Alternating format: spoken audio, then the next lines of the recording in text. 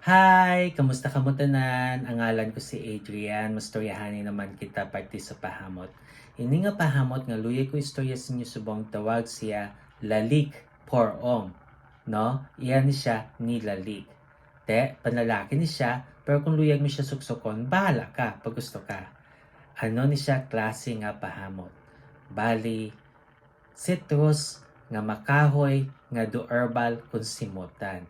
Angay siya sa katamtaman nga panahon, ang temperatura nga para siya is between 60 to 80 degrees Fahrenheit o kung 16 to 27 degrees Celsius. Ano ang iya nga mga nota? For the top, we have lavender, rosemary, grapefruit, bergamot, pomelo, mandarin orange, kag tangerine. Namudamo iya citrus, no? Kag may lavender siya, para maghatag sing iya nga pagka-presko nga hamot, kag may rosemary, amo naman iya do herbal kung simutan.